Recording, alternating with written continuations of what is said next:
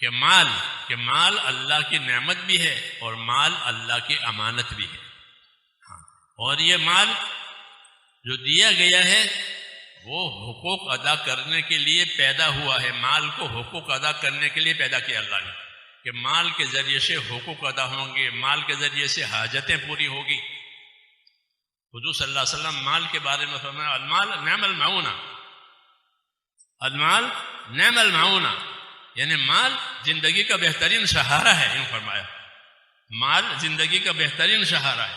پکی بات ہے کہ بھائی مال نہ ہو تو آدمی کا کوئی سہارا نہیں ہے، اس کی کوئی گنتی نہیں ہوتی بیچارے کی. فرمایا مال زندگی کا بہترین سہارا ہے، حاجتیں پوری کرنے کے لیے، راحتیں لینے کے لیے. اس طرح مال عبادت کے لیے بھی بہترین سہارا ہے کہ اپنے مال سے جس طرح حاجت راحت پوری کی جاتی ہے اس طرح مال سے حقوق ادا کیے جائیں. کیوں کہ مال کو اللہ تعالیٰ نے حقوق ادا کرنے کے لیے پیدا کیا ہے. یہی اصلی غرض ہے. مالداری کے لیے نہیں پیدا کیا ہے کہ مال سے مالدار بنو.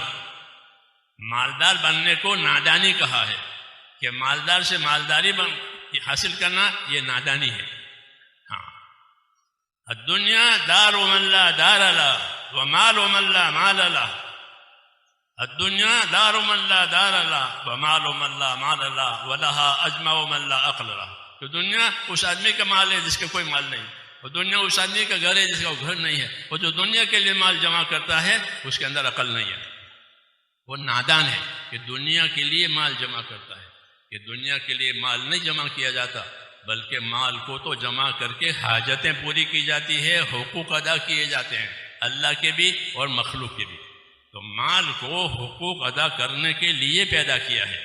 اس لیے مال کے احکامات ہے، مال کے احکامات ہے کیونکہ مال امانت ہے. مال کے بارے میں دو سوال ہوں گے. حدیثوں میں ہے کہ مال کے بارے میں دو سوال ہوں گے. ایک سوال مال کے بارے میں ہوگا کہ کہاں سے کمایا، کہاں سے کمایا تھا، جائز طریقے سے کمایا تھا، ناجائز طریقے سے کمایا تھا، ظلم سے کمایا تھا. مال کہاں سے کمایا تھا اور مال کہاں خرچ ہوا تھا. یہ دو سوال ہیں مال کے بارے میں. کیوں کہ یہ امانت ہے اور یہ حقوق ادا کرنے کے لیے اللہ تعالیٰ نے اس کو پیدا کیا ہے. اس لیے مال سے حقوق ادا کیے جائیں گے. اللہ کے حقوق جو فرض ہیں وہ، پھر اس طرح بندوں کے حقوق جو واجب ہوتے ہیں وہ. مال میں جو حقوق ہیں وہ زندگی میں بھی ہے اور زندگی کے بعد بھی ہے. بندوں کے حقوق زندگی میں بھی ہے اور زندگی کے بعد میں ہے. زندگی کے بعد میں میراث چلتی ہے، میراث کے ذریعے سے ان کو حقوق دیے جاتے ہیں موت کے بعد، اور موت سے پہلے بھی ہیں کیونکہ یہ حقوق ادا کرنے کے لیے مال پیدا ہوا ہے. اس لیے خوش نصیب آدمی وہ ہے جو اس مال کو صحیح طریقے سے ادا کرے. مدینہ منورہ میں رسول صلی اللہ علیہ وسلم جب تشریف لے گئے تو جہاں مدینہ والوں کو بہت سی ہدایتیں دی تھی، ایک ہدایت دی تھی کہ اپنے مال میں سخی رہو، اپنے مالوں میں سخی رہو. سخاوت کی ترغیب دی تھی. کیوں کہ مال خرچ ہونے کے لیے ہے، مال جمع کرنے کے لیے نہیں ہے. مال خرچ ہونے کے لیے پیدا ہوا ہے، یہ جمع کرنے کے لیے نہیں پیدا ہوا ہے. جو جمع کرتا ہے مالدار بننے کے لیے وہ اپنا بھی نقصان کرتا ہے. کیونکہ مال کی خاصیت یہ ہے کہ جب تک یہ خرچ نہیں ہوتا فائدہ نہیں ہوتا. یہ ہر ایک آدمی جانتا ہے کہ مال جب تک خرچ نہ ہو فائدہ نہیں ہوگا.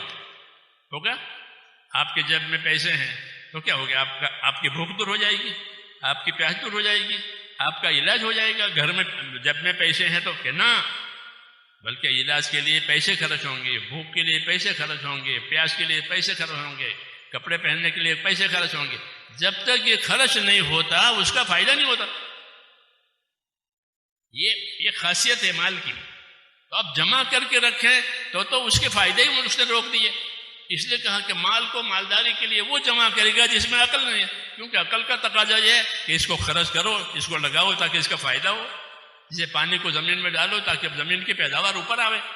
جی ہاں، پانی کو روکنے سے کیا فائدہ ہے کہ پانی کو زمین میں ڈالو تو زمین کی پیداوار اوپر آئے گی. تو اس طرح مال کو اللہ تعالیٰ نے پیدا کیا ہے کہ کیوں، تاکہ اس کے ذریعے سے کہ حاجتیں پوری ہوگی، حقوق ادا ہوں گے. اس لیے بخیلی کو حرام کیا کہ بخیل ہونا حرام ہے. سخاوت کرو، سخاوت کرو تاکہ اپنی ذات سے بھی فائدہ اٹھاؤ، دوسروں کو بھی فائدہ پہنچاؤ۔ اور فرمایا کہ تو اللہ کے نام پر خرچ کر، اللہ تجھ پر خرچ کرے گا۔ یہ کہا کہ تو اللہ کے نام پر خرچ کر، اللہ تجھ پر خرچ کرے گا، تو لوک مت کر، نہیں تو اللہ بھی لوک کر دے گا۔